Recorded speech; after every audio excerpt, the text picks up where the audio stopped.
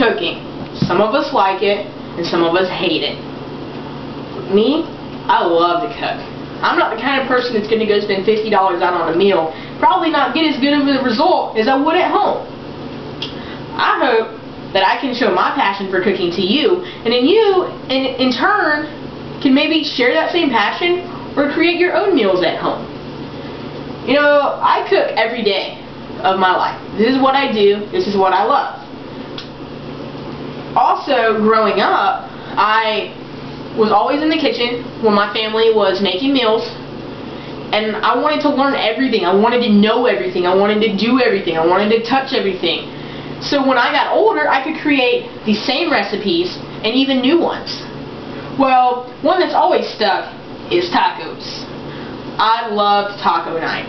So therefore, in the next few minutes, I'm going to show you how to properly prep, cook, and plate for the perfect taco night. First, in prepping, you have your ingredients. Alright, your number one ingredient is your ground beef, which we can see right here is cooking up very nicely. Alright, then you have your beans. You have your shells. You have your cold ingredients, which the lettuce for a crunch, sour cream for some creaminess, tomatoes for a little extra flavor, cheese, very important. Alright, then you also need another side of rice. Rice, okay? Very important. This is microwave rice. This is the best way to go. Alright, now, you can see that things are already cooking, and you might wonder, okay, what pans do I need? I've got a frying pan here with my ground beef in it, with a spatula to chop it up and make sure it cooks well. I've got my beans in a saucepan. For my beans, I got a spoon. Stir them around very, very well. Okay, you'll know when they're done, when they're not too runny, and you don't want them clumpy, but make sure you watch them or they will make a mess. Your shells. Take your shells, throw them in the preheated oven that you have on at 350 to crispen them up.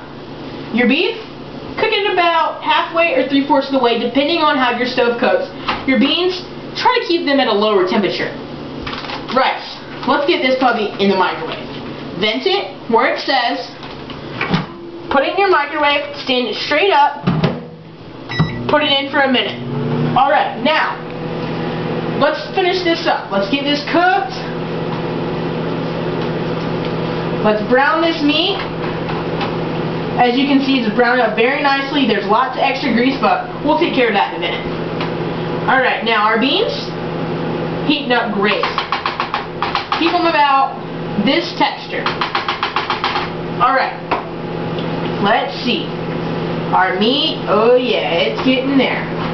Alright, now while our rice is cooking, let's turn our meat to low.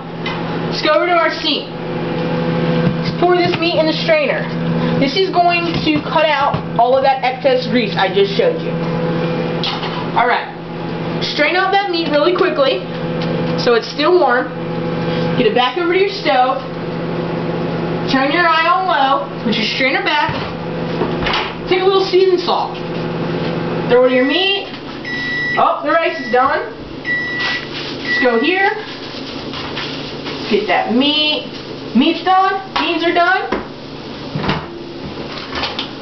Rice is done. Pour it in a bowl. There's our rice. Alright, let's get our lettuce open. Let's get our sour cream. Good to go. Sour cream. Cheese. Got our tomatoes ready. Shells are done. I'm going to pick a flour shell. They're my favorite. Flour. Scrub a little spoon. Get a little meat. Just a little bit. Right. Grab a little lettuce. Grab a little cheese. Grab a little tomatoes. And a little dab of sour cream. The rice we cooked and the beans we cooked. Get a nice spoon of beans. Alright. Let's grab one more spoon here. Let's get some rice. And there's the perfect taco. But before you can enjoy, I hope you have learned how to properly prep, cook, and plate for the perfect taco, because it will most definitely satisfy the bellies of your family and satisfy your wallet.